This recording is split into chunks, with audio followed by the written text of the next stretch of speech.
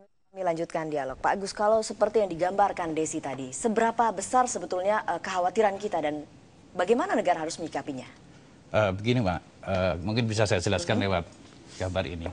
Jadi di antara Darul Hadis yang paling bermasalah adalah yang Darul Hadis di Damas ini karena dia pakai AK-47, kemudian dia tahu weapon trading dan lain sebagainya.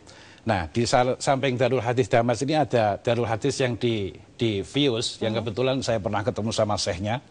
Kemudian ada Darul Hadis yang di Sikher, ini juga saya ketemu syekhnya. Karena dua-dua syekhnya ini itu aslinya ibunya dari orang Indonesia, orang Tegal gitu loh. Syekh Abdurrahman Al-Mar'i sama Syekh Abdullah Al-Mar'i juga.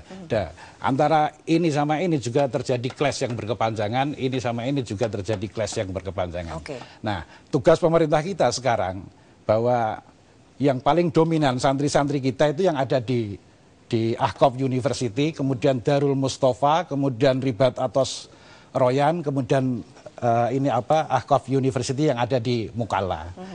Dan ini yang artinya yang di Darul Hadis ini tidak dominan gitu ya? Nggak dominan, yang terbanyak adalah yang santri, saya sebut santri Garuda, santri yang nasionalisme tinggi, santri yang akan kembali ke Indonesia dan melakukan sesuatu untuk NKRI ini, dan mereka tidak akan membahayakan NKRI.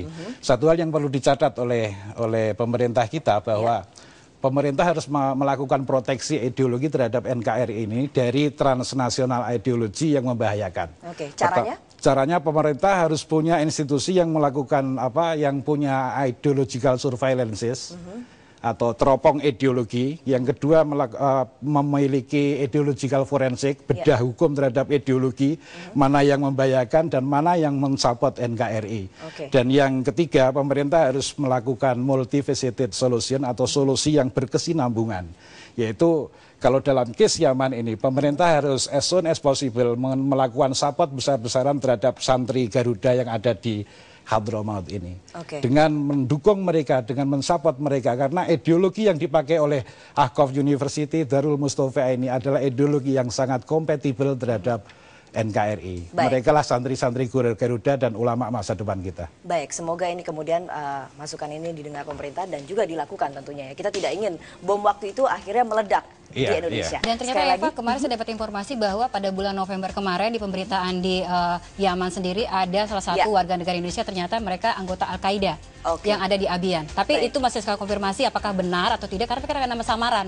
Jadi kebanyakan mereka masuk jaringan-jaringan yang di luar yang sudah ada dengan nama-nama samaran dengan nama abu-abu, jadi susah diketahui secara pasti ya Pak. Nah itu yang harus kita sama satu hal lagi Mbak, jadi harus ada Pak Agus, terima kasih sekali lagi. Sayang sekali waktu kita terbatas. Pak Agus dan juga Desi, terima kasih sudah bergabung di Metro Siang. Dan demikianlah pemirsa Metro Siang kali ini, mewakili kerabat kerja dan juga rekan saya Fitra Aula.